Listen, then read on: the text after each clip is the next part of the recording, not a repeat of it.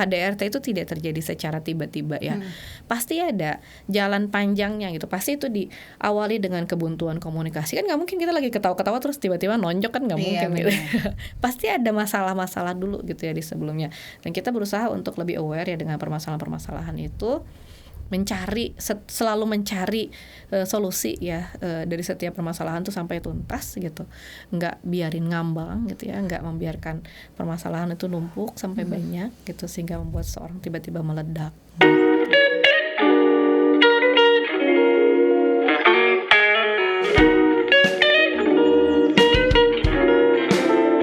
Assalamualaikum warahmatullahi wabarakatuh. Balik lagi sama Nabila di Bincang Isu. Kali ini kembali lagi sama Teh Patra. Teh sehat Teh? Alhamdulillah seneng banget bisa menghadirkan kembali Teteh kembali hadir di sini. Alhamdulillah aku seneng banget karena aku sebagai seperti yang aku bilang di podcast sebelumnya, aku masih single, kemudian bisa ngebahas soal KDRT, soal domestic violence, soal pernikahan sama Teteh kemarin tuh sangat-sangat insightful buat aku. Yang tadinya menganggap bahwa itu harus jadi salah satu alasan aku untuk menunda atau bahkan kayaknya marriage is not my thing. Tapi alhamdulillah dicerahkan sama Teteh bahwa masa kenyataan orang lain belum tentu jadi kenyataan kita ya kan Teh. Tapi untuk menjemput pernikahan itu agar tidak menjadi salah satu atau bahkan tidak menjadi pelaku atau bahkan korban, itu perlu kita persiapkan ya Teh sebelum menikah gitu. Nah hari ini kita bakal ngobrolin itu teman-teman, Insya Allah ya Teh ya. Insya Allah. Yang kemarin sempat jadi bahasan, tapi aku pengen memperdalamnya kembali gitu Teh. Aku nanya kan sama Teteh ya di 2 pekan lalu ketika kita tapping soal domestic violence, adakah cara gitu kita untuk mendeteksi calon pasangan kita atau orang yang sedang bertaaruf berproses dengan kita gitu bahwa dia ada punya potensi untuk melakukan KDRT gitu Teh di dalam pernikahan? Ada nggak sih Teh sebenarnya Teh? Ya sebetulnya KDRT ini kalau menurut saya kan termasuk salah satu jenis penyakit ya. Maksudnya kecenderungan orang untuk melakukan sesuatu di luar kontrol dirinya, itu kan bisa dibilang ada indikasi medisnya lah gitu ya, bisa sampai begitu karena manusia kan seharusnya tidak seperti itu gitu. Jadi sama juga seperti penyakit-penyakit yang lainnya, mungkin kadang-kadang muncul karena ada satu pemicu gitu ya, nggak semua tuh bisa dideteksi dari awal gitu, sehingga kita nggak bisa kekeh gitu ya sampai harus screening gitu ya, ke orang tuanya, keluarga besarnya, karena itu juga tidak menjamin gitu bahwa seseorang dari keluarga yang broken home pasti akan menjadi pelaku gitu ya. Seseorang yang pernah jadi korban pasti akan menjadi pelaku, atau seseorang yang baik-baik saja pasti akan baik-baik saja. Itu memang nggak segampang itu gitu ya, menentukan apakah itu akan menjadi penyebab atau enggaknya. Hubungan kausalitasnya itu nggak selalu bisa sekelihatan itu gitu. Jadi kalau menurut saya sih kembali lagi aja kepada sikap kita sebagai seorang muslim ya, secara keseluruhan kita husnuzon lah ya sama Allah gitu. Kita berusaha untuk memperbaiki diri kita sendiri aja, nggak usah ribet mikirin sesuatu yang berada di luar jangkauan kita, berada di luar garis pengaruhnya kita.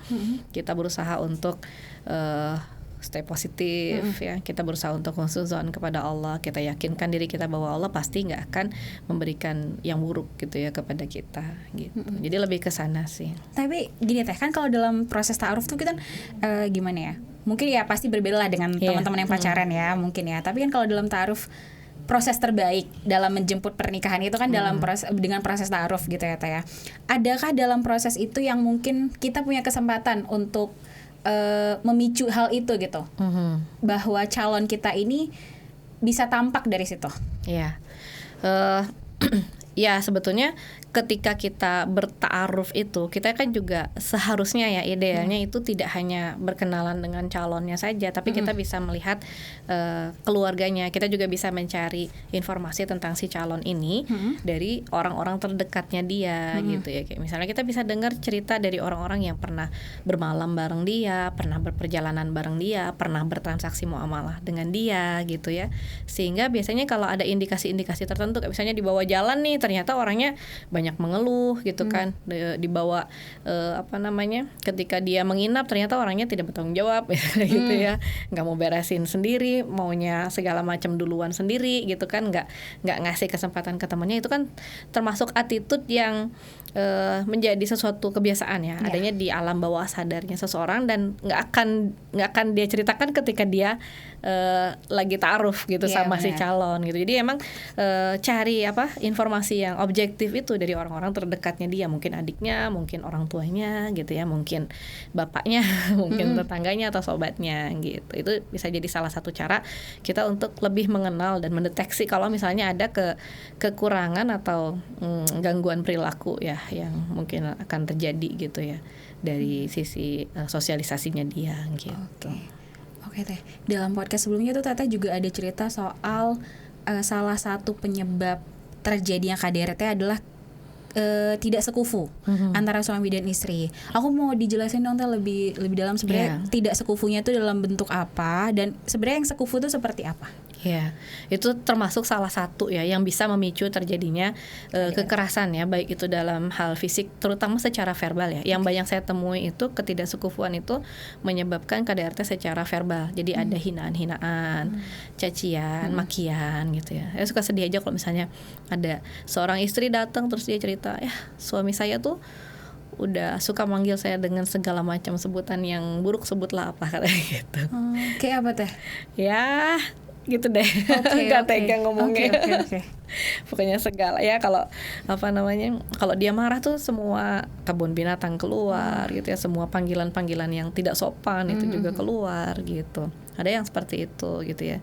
Jadi biasanya ketidaksekufuan karena suami menganggap dianya jauh lebih superior gitu ya dibandingkan dengan istrinya, nganggap istrinya tidak layak menjadi pendampingnya dia. Kadang-kadang juga bulian secara perilaku gitu ya, membanding-bandingkan istri. Itu seharusnya kamu bisa seperti si A, si B, si C. Kan itu termasuk KDRT sebetulnya, termasuk pembulian gitu. Ya sampai tadi tidak bisa menahan emosi, melakukan KDRT secara fisik gitu ya. Karena dia nggak punya rasa bersalah gitu ya, dia menganggap bahwa dia lebih tinggi gitu daripada istrinya itu, akhirnya dia nggak ngerasa bahwa dia punya batasan untuk melakukan hal-hal yang sebetulnya terlarang gitu ya, memukul gitu, atau misalnya sampai noyor kepala misalnya gitu ya, atau ngedorong gitu ya, atau ya melakukan hal-hal yang tidak selayaknya dilakukan oleh seorang qawam gitu. Itu sering terjadi ya Teh? Lumayan ya, dibilang sering banget sih enggak ya. Ada lah kasusnya, namanya kasus tuh kan sebetulnya nggak banyak ya. Artinya kita juga jangan jadi menganggap bahwa semua marriage itu pasti akan seperti itu gitu. Dari kalau misalnya kita ngomongin di kota Bandung nih ada 400 kasus gitu yang dilaporkan gitu ya. Misalnya katakanlah fenomena gunung es, ada 90%-nya nggak dilaporkan, berarti ada 4.000 kasus gitu ya. Tapi kan pernikahan di kota Bandung misalnya ada 700.000, jadi 4.000 dibanding 700.000 sebetulnya masih banyakan yang enggaknya gitu ya. Jadi enggak segitunya banget gitu. Jadi jangan sampai kita mikir ini banyak, ini ada, di sini ada, di sana ada, terus jadi mengeneralisir bahwa semua pernikahan pasti seperti itu. Enggak kayak gitu kan konsepnya.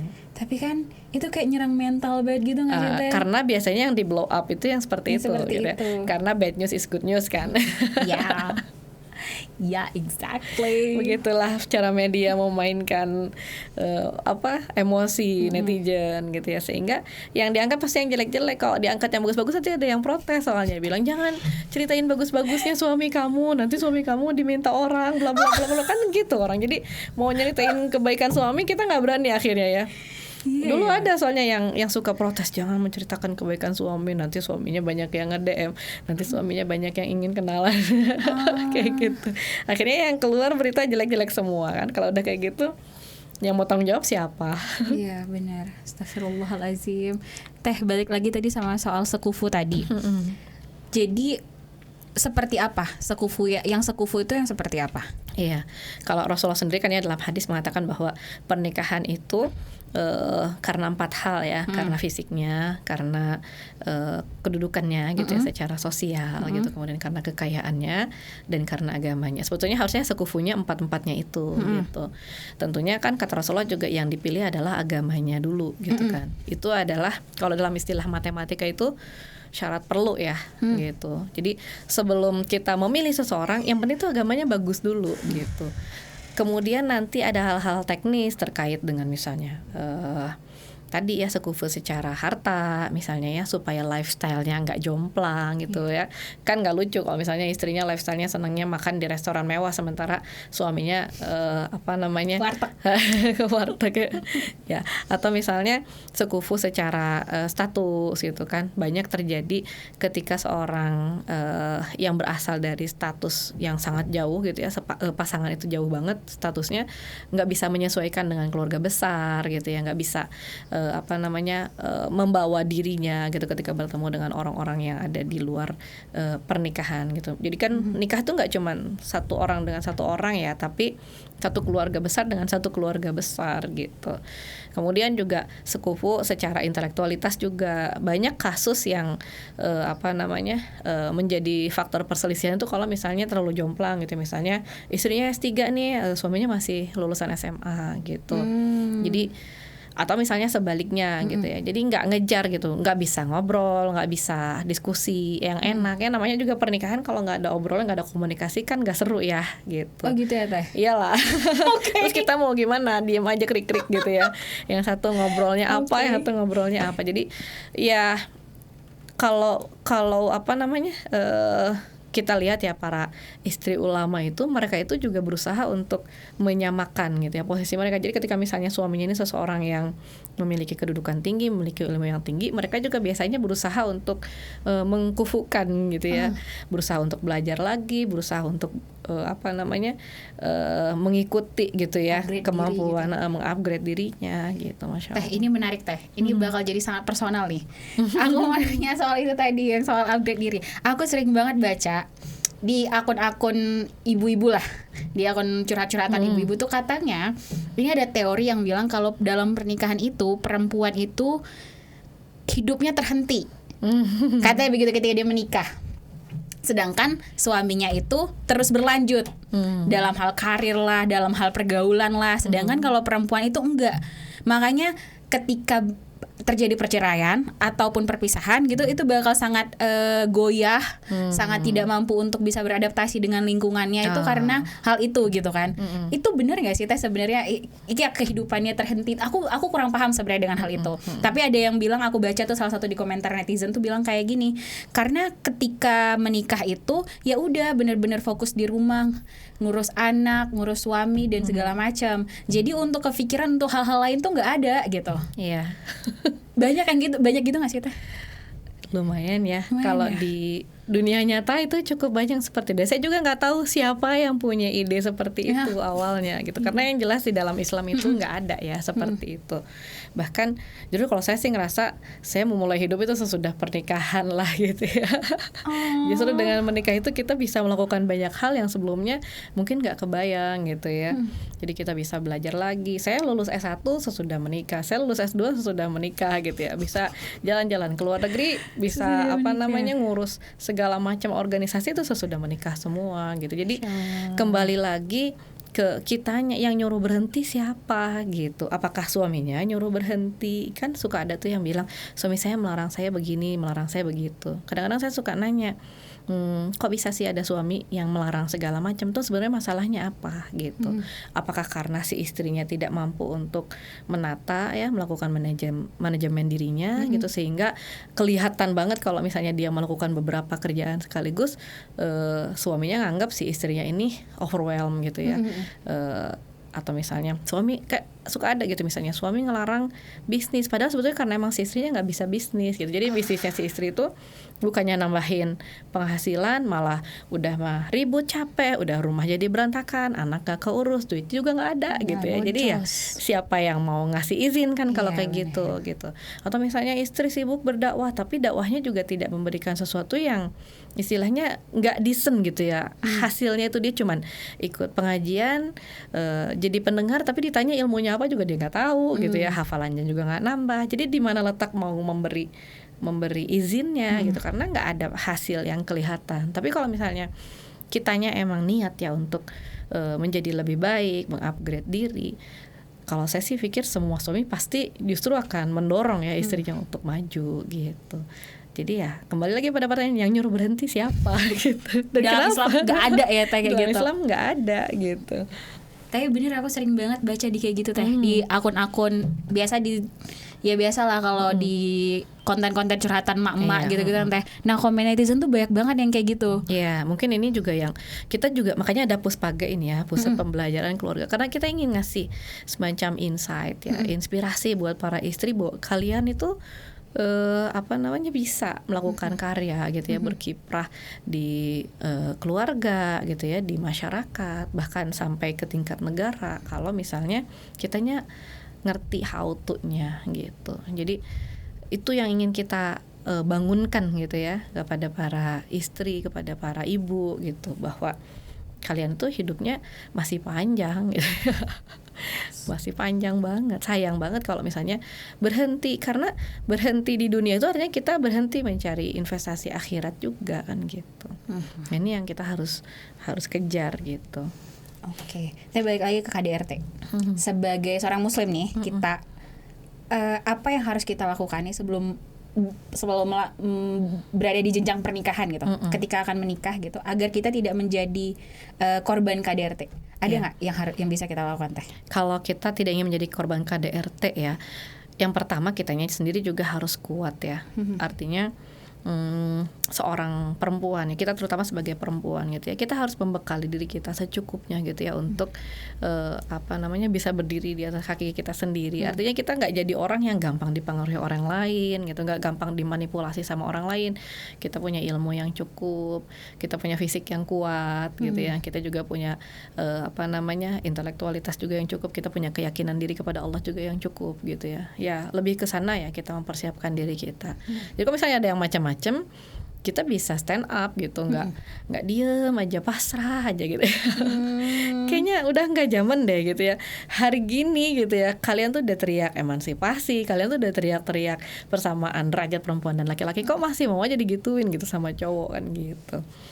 Ya, kalau misalnya mau lebih advance lagi, kita misalnya ngerti hukum gitu ya, kita punya teman-teman yang bisa mendampingi kita tahu jalur-jalurnya kalau misalnya terjadi sesuatu, minta advokasi kemana gitu ya.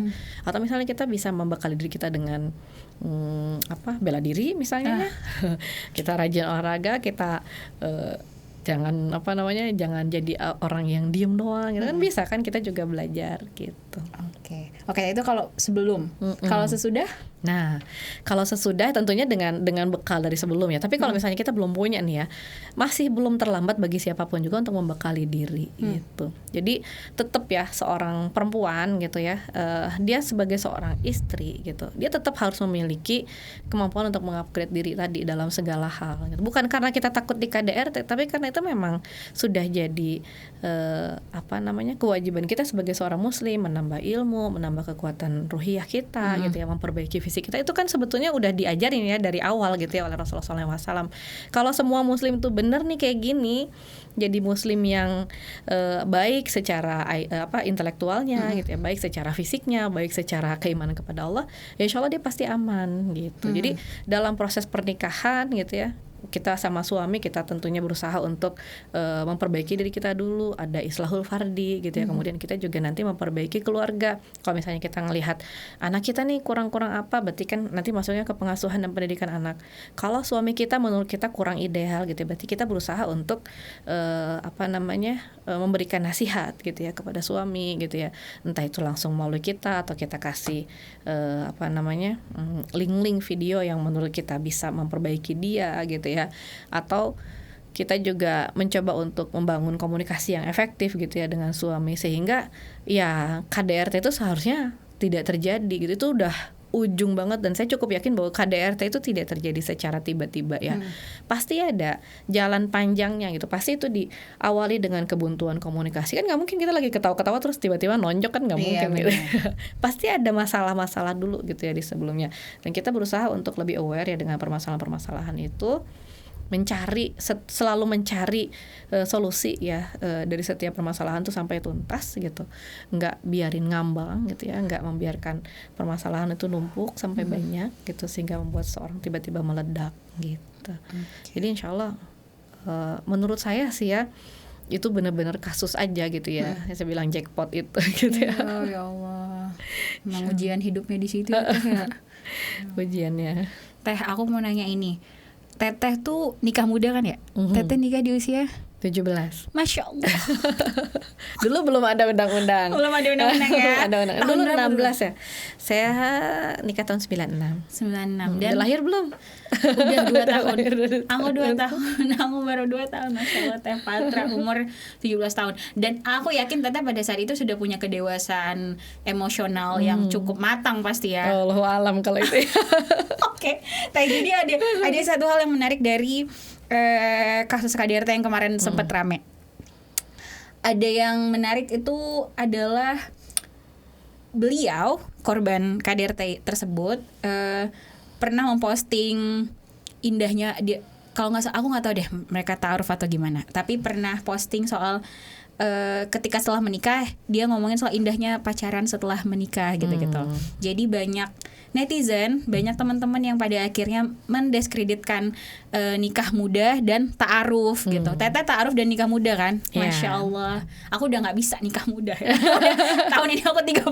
Masih muda, tenang aja. Masih muda ya, masih muda. Iya dong, masih muda. Jadi Teh, adakah kemungkinannya memang salah satu penyebab KDRT itu nikah muda karena nikah muda atau ta'aruf? Sebenarnya aku sebel banget ya kalau orang-orang yang bisa langsung menghakimi, oh ya ini makanya karena nggak kenal sama pasangannya, soalnya ta'aruf gitu. Padahal ya orang yang udah pacaran bertahun-tahun juga ada yang KDRT, banyak. Betul. Jadi menurut Tata gimana? Makanya kita tuh belajar ya, kalau ngomong tuh pakai data gitu. Artinya kalau misalnya kita mau mengklaim nikah muda menyebabkan KDRT, ya tunjukin aja datanya mana gitu kan. Ada berapa orang yang nikah muda dibandingkan dengan jumlah seluruh KDRT, berapa persen gitu ya orang yang KDRT itu ternyata berasal dari pernikahan di usia muda gitu ya. Tinggal gitu aja sih, bener nggak? Kalau cuma gara-gara satu kasus terus tiba-tiba semua orang jadi dianggap kayak gitu, ya tadi mainnya kurang jauh. Ente mainnya kurang jauh, coy. Oke, Kak, tapi kalau dalam pandangan Islam sendiri nikah muda itu kayak gimana sih Teh? Kalau dalam Islam tentunya nikah muda itu sesuatu yang sangat dianjurkan ya. Semangat.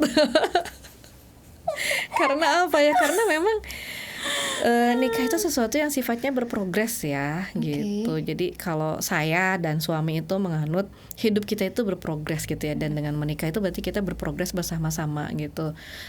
Dan biasanya emang kita ngerasa bahwa ketika misalnya kita baru nikah nih gitu ya, kondisi kita belum terlalu baik. Nanti ketika kita punya anak satu, kondisi kita akan lebih baik gitu ya. Ketika punya anak dua, kondisi kita lebih baik lagi, seperti itu gitu ya. Dan kita berharap bahwa semakin besar anak-anak, semakin besar juga progres yang udah kita buat gitu ya dalam pernikahan kita, baik untuk saya sebagai pribadi gitu atau suami dengan perusahaannya misalnya gitu ya. Terus anak-anak juga dengan sekolah, itu semua kita berprogres bersama-sama. Makanya tadi saya nggak setuju ketika dibilang suami naik terus tapi istrinya mandek. Ya itu yang salah bukan rumput yang bergoyang gitu. Kenapa bisa begitu gitu? Ya kayak gitu.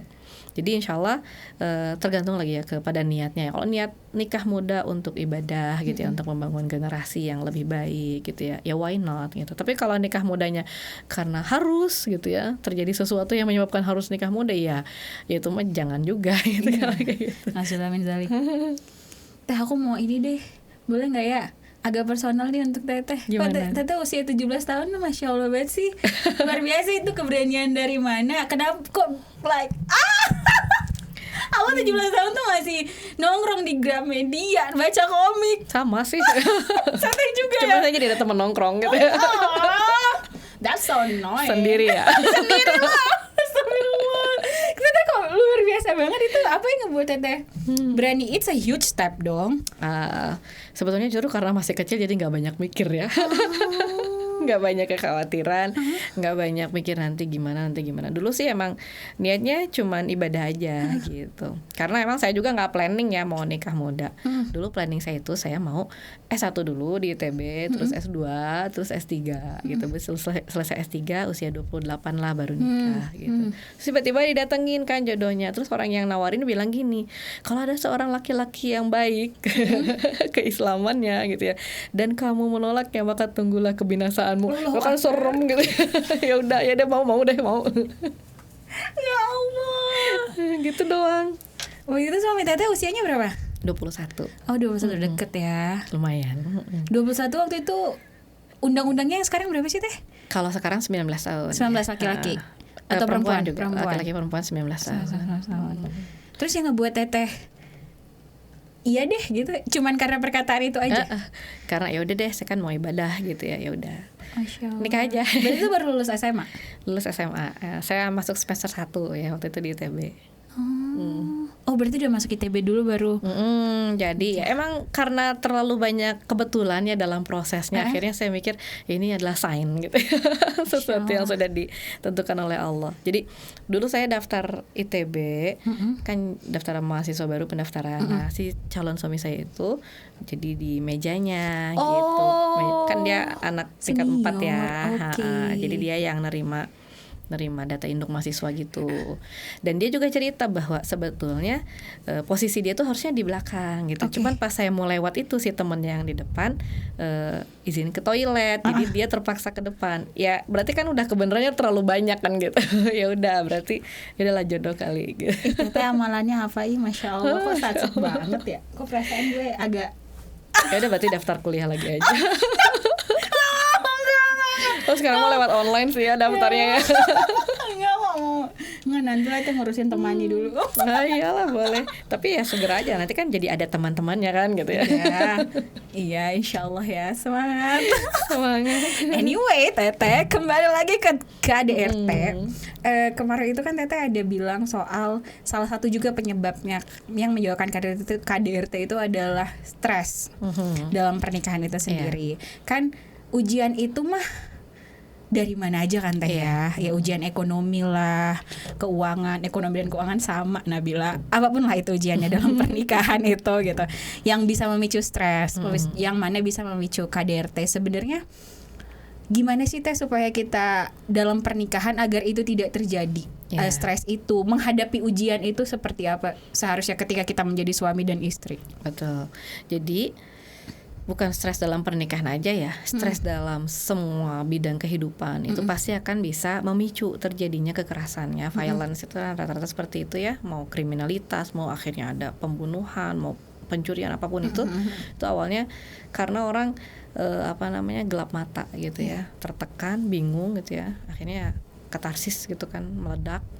Nah sebetulnya semua itu tentunya bisa kita kurangi gitu, kita hindarkan kalau komunikasi itu bisa berjalan ya. Namanya stres itu kan sesuatu yang sebetulnya diperlukannya dalam hidup. Pernah nggak hidup nggak stres, nggak enak gitu. Jadi saya pernah tuh dalam fase hidup tuh udah segitu gampangnya gitu ya. Saya udah lulus kuliah waktu itu, terus anak-anak saya juga masih kecil-kecil, saya santai banget, saya punya khadimat gitu ya, suami saya gaji cukup, pokoknya hidup tuh udah enak banget. Dan saya tuh kayak ngerasa naon sih gitu ya. Kok nggak rame gitu ya. Nggak, maksudnya nggak ada sesuatu yang membuat kita itu tertantang gitu ya. Sesuatu yang kita dapetin dari gitu doang tuh kayak kita kok nggak berjuang sih gitu ya. Kayak nggak ada tantangan, terus saya mau ngapain gitu gini-gini, terus hidup tuh rutin aja kan nggak seru gitu. Jadi emang stres itu sesuatu yang emang diperlukan. Akhirnya kan saya cari gara-gara ya, kuliah lagi lah gitu ya, punya anak lagi lah gitu ya, biar tambah seru kan hidupnya gitu. Kalau orang-orang bilang keluarlah dari comfort zone kan gitu ya. Kalau saya sih bilangnya kita harus mencari roller coaster baru dalam kehidupan gitu ya. Biasanya sama suami juga saya gitu. Ini hidup kita udah terlalu santai nih, kita mau ngapain lagi gitu ya. Akhirnya kemarin suami saya juga ngambil S2 lagi gitu. Jadi stres itu sesuatu yang diperlukan untuk kita bisa mengupgrade diri. Jadi jangan terlalu takut gitu ya sama yang namanya tekanan hidup, yang namanya perjuangan, namanya stres. Cuman kita tuh diajari juga dalam Islam untuk mengendalikan segala sesuatu tuh supaya balance ya. Makanya saya tuh selalu ngingetin teman-teman tuh untuk paling nggak minimal balance tuh di 3 hal ya. Fisik, intelektualitas, sama ruhiyah gitu. Karena kalau kita intelektualitas bagus, ruhiyah bagus, pengen ngerjain segala macam, fisiknya boncos, ya kita nggak bisa kemana-mana. Akhirnya kita stres gitu.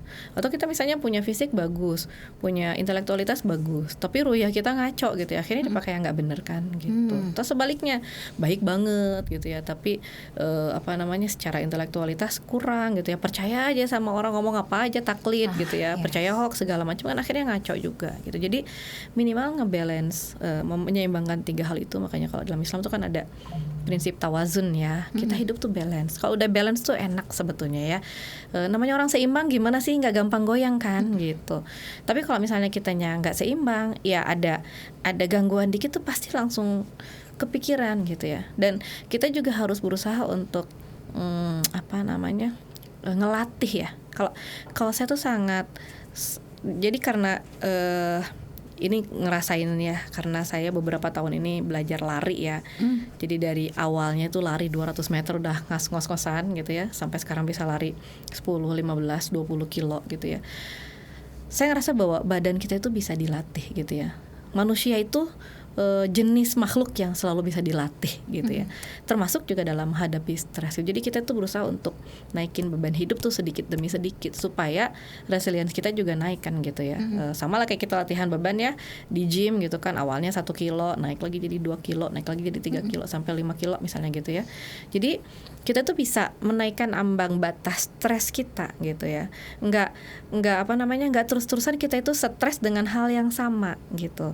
Jangan sampai dulu waktu SMA kita stres cuma gara-gara jerawat sebiji misalnya gitu ya. Sekarang udah nenek-nenek kayak gini masih stres juga gara-gara jerawat, kan gak lucu kan gitu. Jadi stresnya tuh harus beda gitu. Kita tuh harus bisa menanggung beban hidup yang lebih keras lagi gitu dibandingkan dengan kita zaman dulu. Jadi ya mengalahkan diri sendiri lah gitu ya, beat yesterday gitu. Kayaknya kan kata Rasulullah, orang yang lebih baik itu adalah yang hari ini lebih baik daripada kemarin ya, yang esok lebih baik daripada hari ini. Sebenarnya di Islam tuh semua udah ada, tinggal kita ngikutin aja gitu. Oke. Pada podcast sebelumnya Teteh ada cerita soal yang aku hampir kelupaan untuk nanya Teteh, padahal tuh penting banget. Aku nanya sama Teteh di ujung-ujung tuh pada saat udah mau closing soal masalah ekonomi setelah perceraian gitu, setelah perpisahan. Banyak yang bertahan karena hal itu kan Teh. Yang tadi yang kita bilang perempuan banyak yang hidupnya terhenti ya, salah satunya soal ekonomi kan Teh. Benar-benar hanya bergantung sama nafkah dari suami. Tidak punya kemampuan untuk mencari uang sendiri gitu, punya kolam-kolam yang lain gitu selain dari suami. Apa yang harus dilakukan perempuan yang ketika dia sudah terjebak di situ, dia sudah tidak mampu, yaitu hidupnya terhenti, kemudian tidak punya kemampuan dalam hal ekonomi, tapi dia harus menjalani itu, perceraian itu adalah pilihan yang terbaik saat itu gitu. Dia harus kayak gimana Teh? Yang paling ideal ya sebetulnya kalau dalam Islam itu kan ada sistem sosial ya, seharusnya gitu ya. Jadi ketika ada permasalahan-permasalahan terutama terkait dengan ekonomi, ada baitul mal di sana yang bisa menjadi andalan gitu ya, ketika orang-orang membutuhkan ya, situasi-situasi tertentu membutuhkan dana gitu, sementara orang betul-betul nggak punya. Nah, sebetulnya biasanya yang kita juga rekomendasikan ya kepada klien-klien kita yang kekeh nih udah harus bercerai gitu ya, kita juga berusaha untuk memberikan penguatan gitu ya secara paralel gitu ya. Kayak tadi, kenapa sih orang bisa sampai ngerasa hidupnya berhenti gitu ya? Ada apa sih sebetulnya gitu? Sadar nggak kamu bahwa semua orang itu sama Allah tuh dikasih potensi gitu. Jadi nggak mungkin Allah itu membiarkan seorang hamba nggak ada jalan keluarnya sama sekali. Kan di Quran juga ada ya gitu ya, bahwa Allah itu tidak akan memberikan beban ujian yang lebih daripada yang bisa kita tanggung. Terus di Quran surat At-Tolak juga berapa kali Allah mengatakan ya, orang-orang yang bertakwa itu akan diberikan jalan keluar gitu. Tinggal kitanya yakin apa enggak. Nanti kalau kita udah yakin, biasanya kita akan rekomendasikan sebelum buru-buru cerai gitu ya, kita perkuat dulu diri kita gitu ya. Kalau misalnya kamu ngerasa sekarang terpuruk gitu ya bangun dulu lah gitu ya. Kalau kamu ngerasa kamu tidur, bangun dulu lah gitu. Bangun dulu, terus berusahalah dulu ya, sedikit demi sedikit dari apa yang bisa kamu kerjakan. Mungkin kamu nggak akan ujuk-ujuk punya pekerjaan dengan penghasilan seperti yang selama ini ditransfer sama suami kamu, tapi paling enggak yang paling minimal itu kamu berusaha ya buat bertahan dulu. Toh sekarang ya terbuka sekali ya kesempatan kita untuk sama-sama ya mencari pendapatan gitu ya, mengupgrade diri. Nggak harus pakai modal, nggak harus pakai pengalaman, nggak harus pakai ijazah. Semua orang tuh asal mau gitu ya. Itu saya pernah dulu suatu saat lagi waktu anak-anak masih kecil gitu ya, saya ke pasar nih ya bawa anak-anak. Terus di sana saya ngelihat ada orang yang jualan korek api. Kebayang nggak? Dia jualan korek apinya itu nawarin, Bu mau korek api gitu ya, 100 rupiah gitu ya. Yang saya pikir tuh, apa ya yang bisa dibeli gitu ya dari laba jualan korek api gitu ya. Zaman dulu 100 rupiah gitu ya. Jadi kalau dia jual sekotak itu cuma dapat berapa lah gitu ya. Tapi saya ngelihat dia semangat untuk melakukan sesuatu gitu ya. Dia nggak punya modal gitu ya. Dia cuma bisa, mungkin korek apinya juga pinjem gitu ya dari warung tertentu gitu. Dia nggak punya warung, dia nggak punya apa-apa, tapi dia tetap melakukan sesuatu gitu ya. Dan saya cukup yakin bahwa Allah pasti akan memberikan rizkinya gitu ya, Masya Allah ya. Jadi kita jangan menutup dan membatasi diri gitu ya. Jangan membuat limit-limit yang sebetulnya nggak ada gitu. Apalagi sampai nyalahin agama lah gitu ya, nyalahin Islam. Kenapa jadi Islam yang disalahin gitu kan? Kamu yang kamu yang menutup diri, kamu yang membatasi, kenapa jadi nyalahin orang lain, mencari kambing hitam di tempat lain ya, kayak gitu. Nah ini sesuatu yang emang terus kita sounding juga gitu ya kepada ibu gitu ya. Kenapa kita berusaha juga untuk bikin kanal-kanal pemberdayaan wanita gitu ya, pelatihan-pelatihan, termasuk juga ketika kemarin ya saya di rumah Bunda juga, itu adalah rumah untuk istri-istri yang ditinggal wafat ya oleh suaminya. Kita kasih pelatihan gitu ya, kita yakinkan bahwa hidup tuh tidak berakhir di meninggalnya suami gitu. Itu kan sebetulnya kondisinya sama ya, maksudnya ya suami kita kalau nggak cerai juga suatu saat akan mati kan gitu ya, akan wafat gitu. Berarti kan kita juga harus bisa gitu ya, mencari cara supaya kita tuh bisa mandiri gitu ya, mempersiapkan diri itu sesuatu yang nggak pernah rugi ya, insya Allah gitu. Umi aku tuh ditinggal mati suaminya tuh. Mantap Umi. Masya Allah. Serius teh, Masya Allah. Tapi umi aku waktu meninggal habis sih aku yang udah gede. Dia masih ada adik kecil yang harus dinafkahi sama umi. Masya Allah. Mantap lah umi, barakallah. I love you mom. Lagi sakit tuh. Syafakallah. Semangat umi. Syafakillah mami. Semoga lekas sembuh. Anyway, teh tadi mau lanjut soal ibu yang ditinggal mati ataupun yang bercerai. Sejatinya kan dalam hukum di Indonesia kan peran ayah atau peran suami yang setelah perceraian itu masih ada kan teh, tapi pada kenyataannya hilang, nggak nafkahi lah, ada yang nggak nafkahi, ada yang menafkahi tapi jauh dari cukup gitu. Menjadi single parent, seorang perempuan ketika dia menjadi single parent, tetap punya tipsnya nggak agar hidupnya tetap terpenuhi, keberkahan itu tetap bisa terjaga? Ya, itulah kenapa kita tuh nggak bisa benar sendiri ya. Jadi kalau dalam Islam itu kita tuh nggak cukup cuman kita tahu agama sendiri, kita soleh sendiri, kita baik sendiri, kita menyelamatkan diri kita sendiri, itu nggak bisa. Jadi kita tuh berusaha untuk melakukan kebaikan itu secara sosial gitu ya, bahkan sampai ke tingkat negara. Karena gimana juga akhirnya yang bisa melindungi warga itu adalah negaranya gitu ya. Jadi kan anak saya yang ketiga itu dia kan kuliah tuh di Singapura ya. Kalau dia pengen nikah gitu dan dia ingin bawa istrinya ke sana ya, itu dari pemerintahnya tuh ada syarat harus punya penghasilan minimal di $6,000 Singapura gitu. Lumayan ya buat fresh graduate mah kayak. Banyak nah, cuman itu artinya si pemerintah tuh membuat sistem gitu ya untuk menjamin supaya keluarga-keluarga yang terbentuk itu, walaupun emang nyusahin sih akhirnya ya, kita nggak setuju lah karena ya kan orang bisa bla bla bla, tapi itu adalah salah satu yang bisa mereka lakukan untuk melindungi warga negaranya gitu.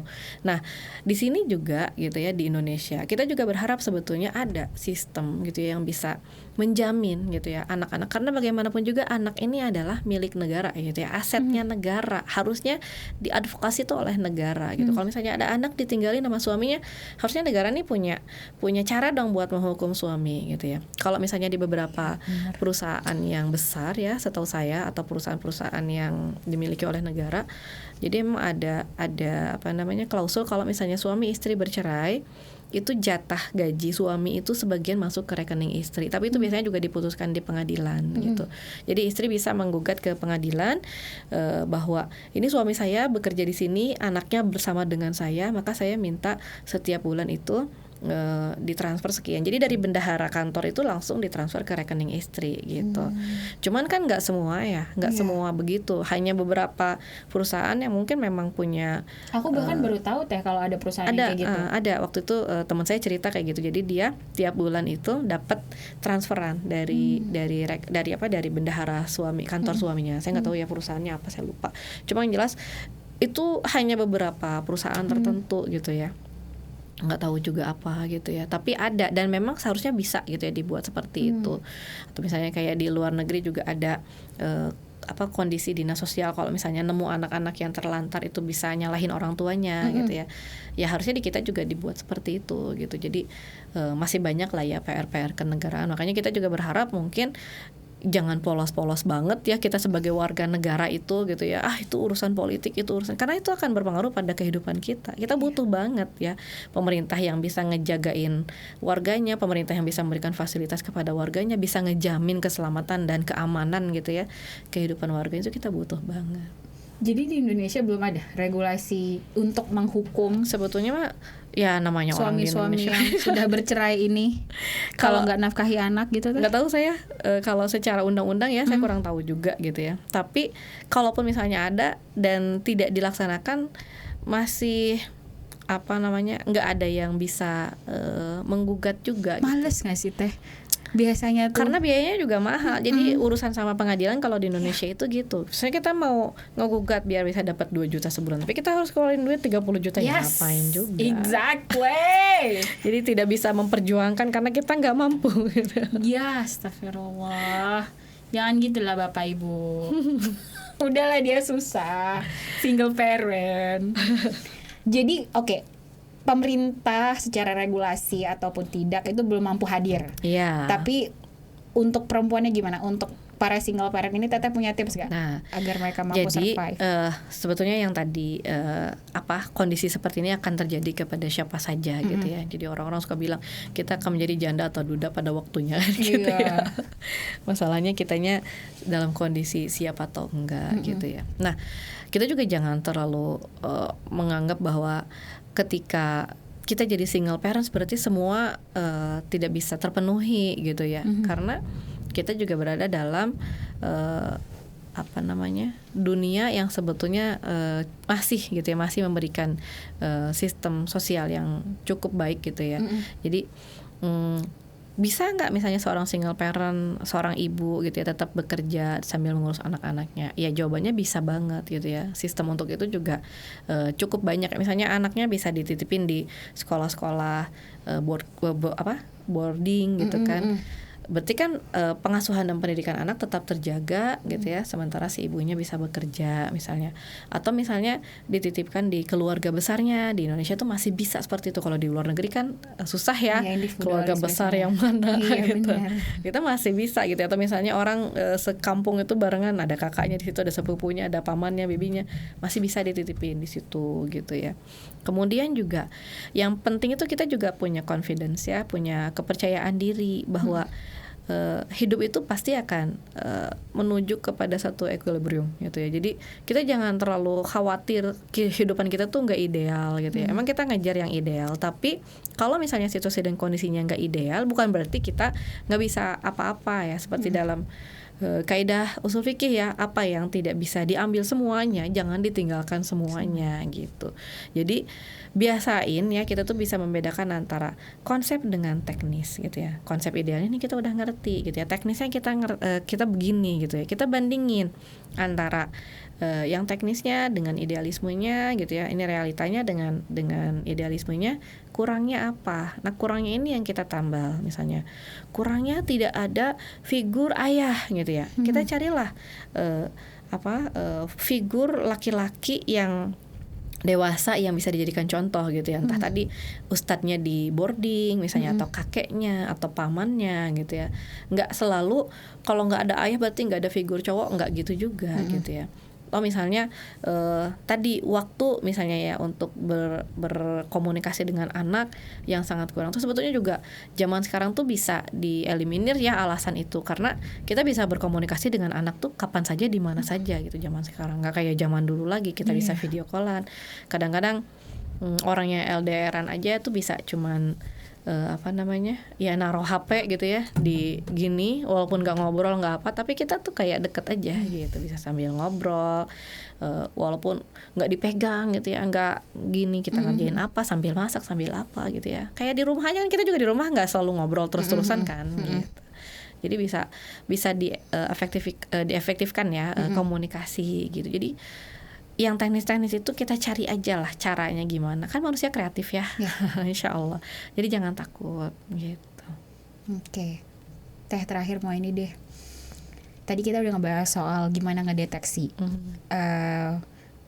calon suami ataupun istri agar tidak menjadi pelaku gitu ya, atau yang punya potensi untuk menjadi pelaku KDRT gitu. Bagaimana jika kita meyakinkan diri bahwa calon kita ini adalah jodoh terbaik? Ada nggak caranya Teh? Ada nggak ya? Sama ya, kayak apakah kita sudah cukup baik untuk dia gitu ya? Apakah kita bisa meyakinkan diri kita tentang hal itu? Ya namanya juga manusia ya. Manusia tuh tidak dirancang untuk tahu masa depannya. Jadi kita nggak tahu apakah dia yang terbaik buat kita atau bukan. Jangankan kita ya, Rasulullah juga nggak tahu kan gitu, apakah seseorang itu jodohnya apa bukan. Kayak ketika Rasulullah menikahkan kemarin ya Zaid bin Harisah dengan Zainab kan Rasulullah nggak tahu apakah itu jodoh yang terbaik. Secara pendapat beliau ya mungkin itu yang terbaik saat itu gitu. Jadi ya udah, kalau kita mikirin yang terbaik ya kita pikirin yang terbaik saat ini aja gitu. Ini insya Allah terbaik buat saya saat ini dan saya akan jaga supaya menjadi terbaik selamanya gitu. Gimana caranya ya tadi, prosesnya berprogres, kita sama-sama jadi tambah baik. Habis nikah yang asalnya malas-malasan tilawahnya, berarti kita berusaha untuk memperbaiki bersama, kita berprogres bareng gitu ya. Yang asalnya malas-malasan kerjanya, habis nikah kita motivasi bareng gitu ya, supaya penghasilan meningkat. Yang asalnya masih nggak pedulian ya kita perbaiki komunikasi gitu. Jadi emang nggak ada gitu ya yang namanya kondisi terbaik dalam satu titik itu. Karena kalaupun dapat itu ya akhirnya boring gitu. Kalau Teteh sendiri boleh nggak aku tanya? Apa yang buat Teteh yakin sama calon suami dulu? Ya nggak ada juga sih sebetulnya gitu ya. Kalau dulu itu karena yang menawarkan adalah orang yang saya percaya gitu ya. Ya udah gitu. Latar belakangnya juga nggak terlalu jauh beda. Terus beliau juga nggak punya track record macam-macam gitu ya. Ibadah wajib dikerjain kan gitu ya. Tidak merokok, terus tidak melakukan dosa-dosa besar. Ya udah cukup sih kalau menurut saya segitu gitu.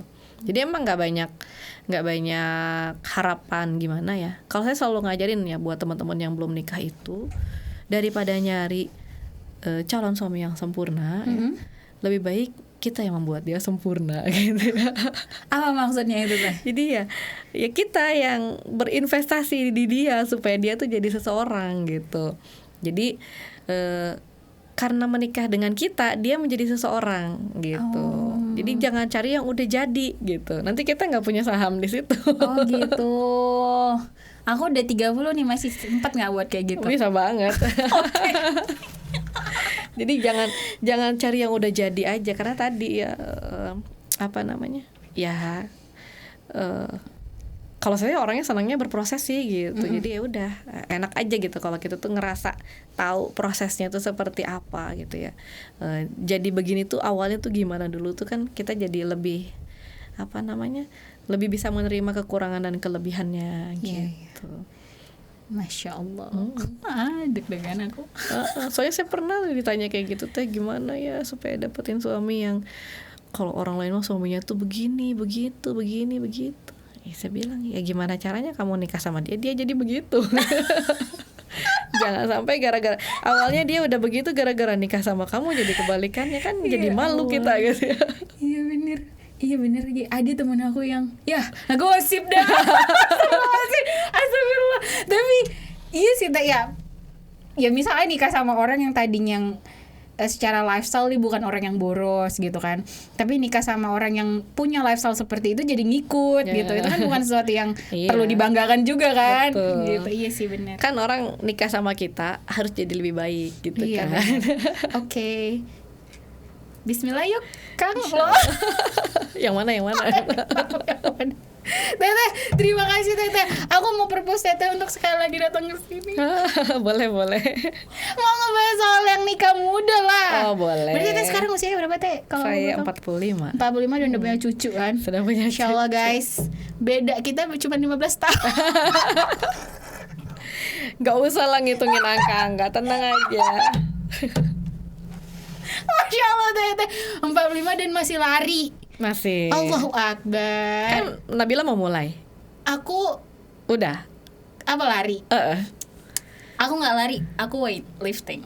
Aku suka weightlifting. Aku Mantap. punya dumbbell, 4 dumbbell dengan 4 pasang dumbbell dengan beda-beda beratnya teh. 1, 2, 3, 4. Nah. 1, 2, 3, 5. Iya. Tapi yang kelima aku belum sanggup. Aku masih di 3. Gitu. Aku olahraganya itu teh. Sip. Tapi badan aku nggak bulky kok. Insyaallah guys. Insyaallah nggak. Aku nggak sanggup lari teh, kaki aku sakit. Aku punya osteoartritis tuh. Aku terus usia 30. Astagfirullah, malu banget lah sama teh Patra. Astagfirullah. Aku masih usia 30 tapi aku punya osteoartritis di kaki kanan, jadi nggak bisa lari. Oke, tapi itu udah bagus banget ya bisa weight training ya. Alhamdulillah. Insyaallah. Tuh guys, ayo sama aku kita hidup sehat. Insyaallah. Aku makan pagi, makan salad ya kan di. Dan sesuatu? Enggak ada dana dan kopi sih, enggak sehat ya. Sehat kok. Sehat kan? Sehat Cuman lah. enggak Asal jangan pakai kopi krim dan gula. Kopi doang kan? Kopinya lebih bagus lagi kalau masih biji dikunyah. Serius dah. Orang gerang. Allahu Akbar, nggak deh, jangan dulu deh ya. Kopi biasa aja ya. Aku pagi makan salad sama kopi. Kita harus ngobrolin soal ini ya di podcast. Jadi masih banyak dong nanti Masih PR. masih banyak. Aku harus serius, waktu pertama kali aku denger soal Teh Patra yang hidup sehat dan lari dari Teh Karin kan. Usia Teh 45 udah punya cucu. Masih olahraga itu, ya Allah, aku malu banget sebenarnya, tapi harus mendengarkan ini agar aku terinspirasi. Saya masih belajar banget. Udahlah, Teteh udah keren banget. Soalnya sepanjang hidup kan kita belajar ya, Teh. Iya betul. Mau lagi ya kesini ya? Amin, insyaallah. Oke, insyaallah. Makasih Teh Patra. Alhamdulillah. Makasih teman-teman yang udah dengerin. Insyaallah kita ketemu lagi di bincang selanjutnya. Nabila pamit. Wassalamualaikum warahmatullahi wabarakatuh.